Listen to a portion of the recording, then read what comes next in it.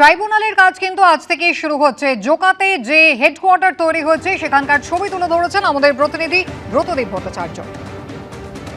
SIR যে প্রায় ২৭ লক্ষ নাম বাদ পড়েছে তাদের আবার পুনর্বিবেচনা করার জন্য যে অ্যাপিল ট্রাইব্যুনাল, সে অ্যাপিল ট্রাইব্যুনালের কাজ আজকে থেকে শুরু হলো।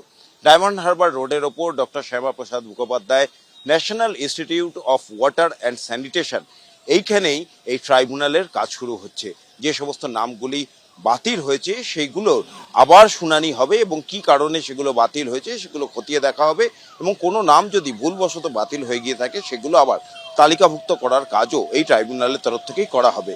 ১৯ জন প্রাক্তন বিচারপতি, তাদের নিয়েই এই ট্রাইব্যুনাল তৈরি হয়েছে এবং সুপ্রিম কোর্টের একটি কমিটি তারা নির্দিষ্ট করেছেন যে কোন পদ্ধতি মেনে এই ট্রাইব্যুনাল কাজ করবে। সেখানেও প্রাক্তন বিচারপতিরাই এই পদ্ধতি নির্দিষ্ট করেছেন।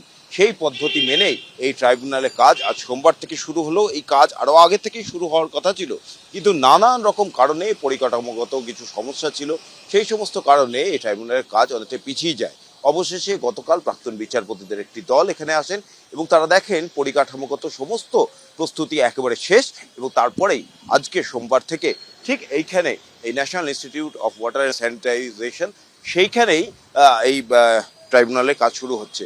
এই মুহূর্তে দেখা যাচ্ছে এক এক করে সমস্ত যারা প্রাক্তন বিচারপতি, এই ১৯ জন বিচারপতি এই ট্রাইব্যুনালে রয়েছেন, তারা একে একে এই শুনানি কেন্দ্রে আসছেন এবং এইখানেই আজকে থেকে কিন্তু এই ট্রাইব্যুনালের কাজ শুরু হবে। মোট ২১টি ঘর নেওয়া হয়েছে এবং সেই ২১টি ঘরেই মূলত এই ট্রাইব্যুনালে কাজ হবে। যে ২৭ লক্ষ নাম বাদ পড়েছে এসআইআর এর থেকে, সেই ২৭ লক্ষ মানুষ তারা আবেদন জানাতে পারবেন। যেটা জানানো হয়েছে ইলেকশন কমিশনের তরফ থেকে যে সশরীরে না আসলেও অনলাইনে হোক কিংবা ডিএম অফিস মারফত হোক সে আবেদন জানানো যাবে। এখন এই টানাপোড়েন কবে শেষ হবে? ট্রাইব্যুনাল থেকে যে ২৭ লক্ষ নাম বাদ পড়েছে তাদের মধ্যে দিয়ে কেউ ভোটার তালিকায় আবার ফিরতে পারবেন কিনা, আর যে নামগুলি বাদ পড়েছে তাদের অবশ্যই সে পরিণতি কি হবে, সেসব প্রশ্ন কিন্তু থেকেই যাচ্ছে। ক্যামেরায় দীপ্ত চক্রবর্তীর সঙ্গে ব্রতদীপ ভট্টাচার্য, এবিপি আনন্দ, জোকা।